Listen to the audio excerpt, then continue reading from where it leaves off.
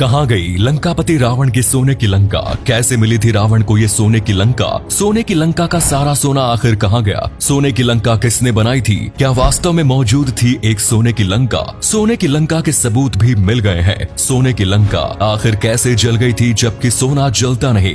इन सभी सवालों के जवाब जानने के लिए बने रहिए हमारे साथ वीडियो के एंड तक। रामायण में रावण के सोने की लंका का जिक्र किया गया है। कहा जाता है कि सोने की लंका बेहद ही खूबसूरत थी। रावण के राज्य में असुर और आम लोग काफी खुशहाली के साथ रहा करते थे।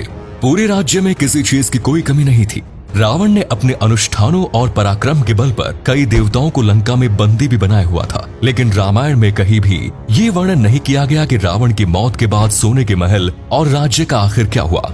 रावण के वध के बाद भगवान श्री राम ने रावण के भाई विभीषण को लंका का राजा बना दिया था। लेकिन इसके बाद सोने की लंका आखिर कहाँ गायब हो गई? ऐसे में ये शंका भी कई बार पैदा हो जाती है कि क्या वास्तव में सोने की लंका हुआ करती थी या नहीं, और अगर थी तो इतना सारा सोना आखिर गया कहाँ? आपको बता दें कि आज की लंका में सच में एक ऐसा राज्य हुआ करता था जो पूरी तरह सोने के बना हुआ था। इसके बारे में कई बातें प्रचलित है। कुछ जानकारों के मुताबिक इंग्लैंड में एक समय ऐसा हुआ करता था कि लोगों के घरों में बेशुमार सोना था।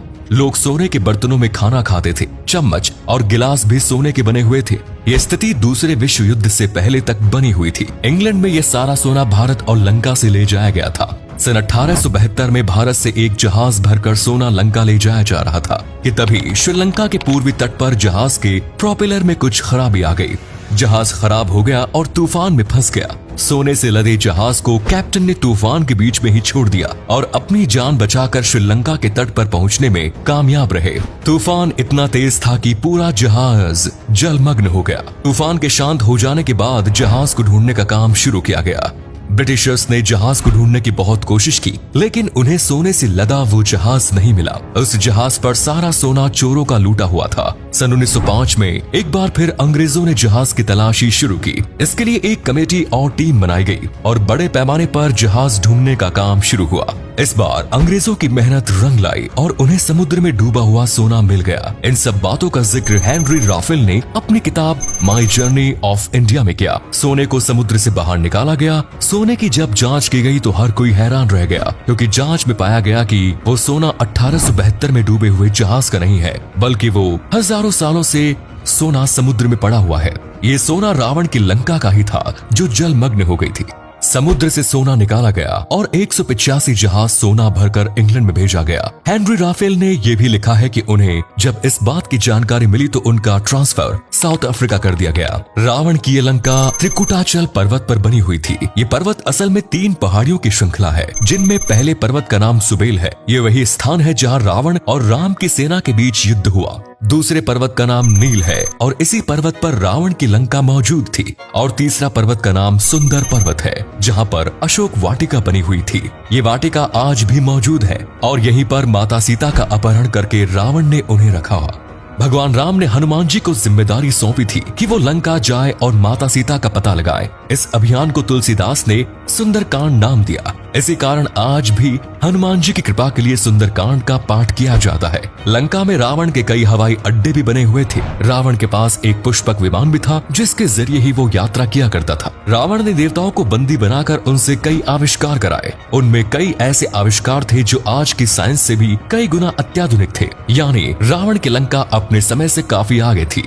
लंका का निर्माण विश्वकर्मा ने किया और रावण को यह लंका कैसे मिली, इस बारे में कई कहानियां प्रचलित हैं। कहा जाता है कि शंकर देव माता पार्वती के साथ कैलाश पर्वत पर रहा करते थे। एक दिन माता पार्वती ने अपनी इच्छा जाहिर करते हुए कहा कि सभी देवी देवता बड़े बड़े महलों में रहते हैं, हमें भी एक महल बनवाना चाहिए, एक ऐसा महल जो इंद्र के महल से भी ज्यादा भव्य हो। पार्वती की इच्छा पूरी करने के लिए देवों के देव महादेव जी ने विश्वकर्मा को एक महल बनाने का हुक्म दिया और धनपति कुबेर ने इस महल को सोने का बना दिया। जब महल का निर्माण कार्य पूरा हुआ तो उसे देखकर हर कोई हैरान रह गया। किसी ने पहले इतना सुंदर भव्य सोने का महल नहीं देखा था। अब गृह प्रवेश की बारी थी और इसके लिए विष्णु जी ने कहा कि ऋषि विश्रवा जी को गृह प्रवेश की क्रिया संपन्न करने के लिए बुलाया जाए।